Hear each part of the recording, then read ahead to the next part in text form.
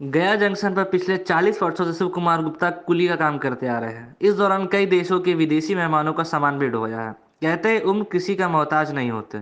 जब ललक कुछ करने की और सीखने की हो और हौसला बुलंद हो तो इंसान हर चीज को हासिल कर सकता है।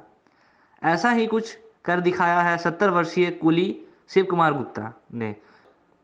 इन्हें कुली का कार्य में किसी प्रकार की परेशानी नहीं होती है। गया जंक्शन पर जब भी कोई विदेशी पर्यटक आते हैं उनसे यह आराम से बात करते हैं और अपने किराए लेते हैं।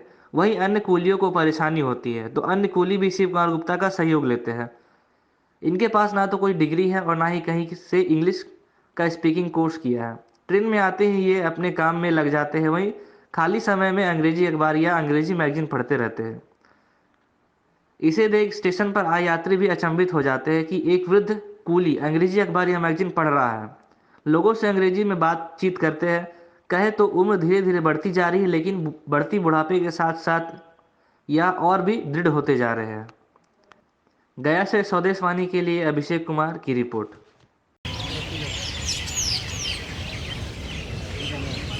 ये बताए क्या नाम है आपका? मेरा नाम शिव कुमार गुप्ता है।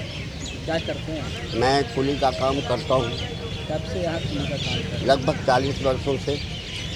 कहाँ तक क्या पढ़े लिखे हैं? पढ़ाई लिखाई के विषय में ना पूछे तो बेहतर है, क्योंकि पढ़ने लिखने का सिलसिला अभी भी जारी है।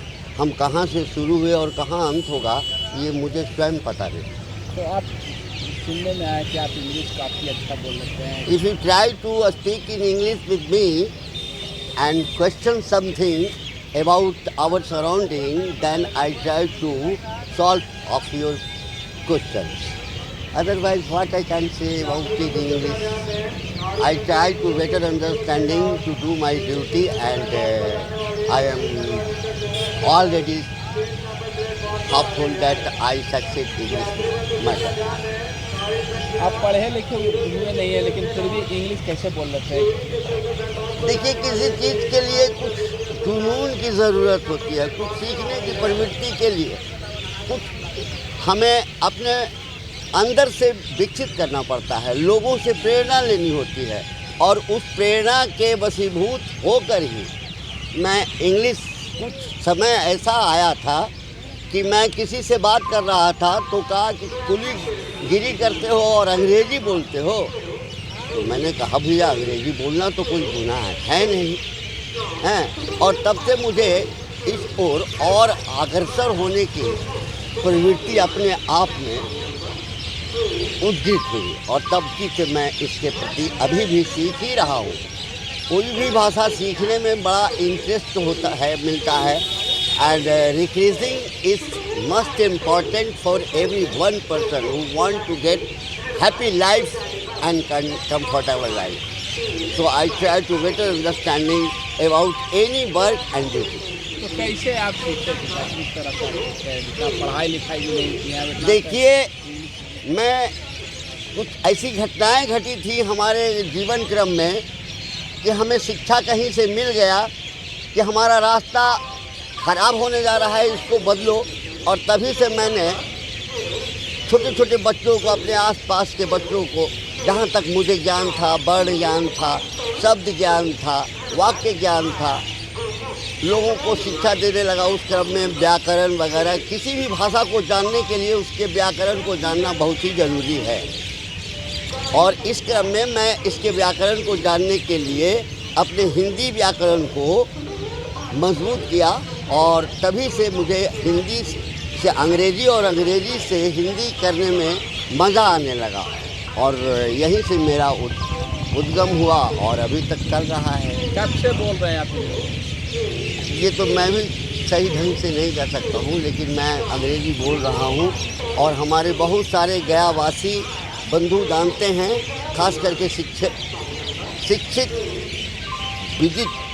विदों में, शिक्षा विदों में, यानी कि जो शिक्षित हैं उन लोगों में मेरी जान पहचान है। यहाँ के लोग बहुत सारे फॉरेन में भी हैं। वो जब आते हैं तो वो हमसे मिलते हैं तो कहते हैं आपकी चर्चा हम लोग फॉरेन में भी करते हैं कि आप इतना अच्छा व्यवहार रखते हैं कि सब आपसे खुश रहते हैं।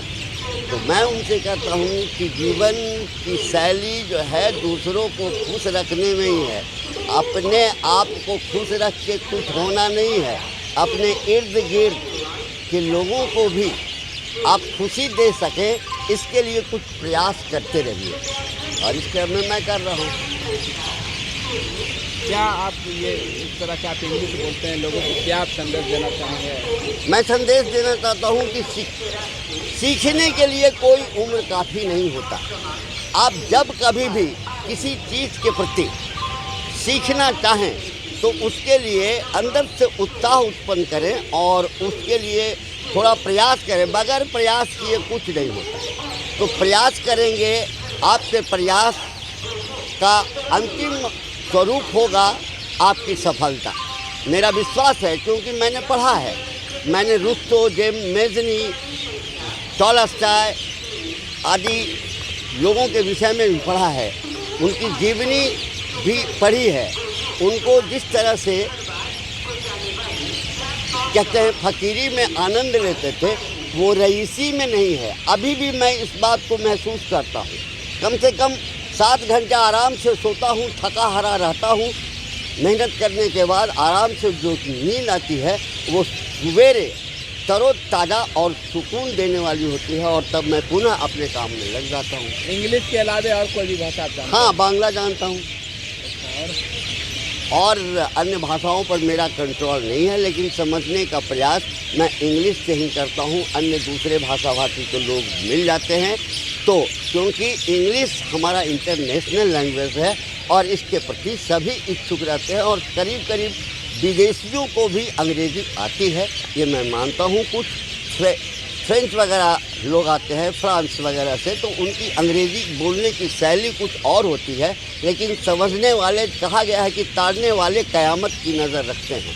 बस उनके जुबान को हिलने के बाद ही हम लोगों को समझ में आता है। कम से कम मुझे ये समझ में आता है कि ये क्या कहना चाहते हैं और मैं इनके लिए क्या कर सकता हूँ। परिचय बताइए। मेरा नाम शिव कुमार गुप्ता है। मैं गया रेलवे स्टेशन पर लगभग 40 वर्षों से कुली का काम कर रहा हूँ, और इस क्रम में हमारे मित्र बंधुओं से हमें बहुत सहयोग मिलता है, और करीब करीब यहाँ पे रहने वाले कर्मचारी या अन्य दूसरे भी जो हैं वे मुझे जानते हैं, प्रेम से मिलते हैं, और मैं उनसे प्रेम से मिलता हूँ। उनको यही कहता हूँ कि कुछ अच्छा करते रहो।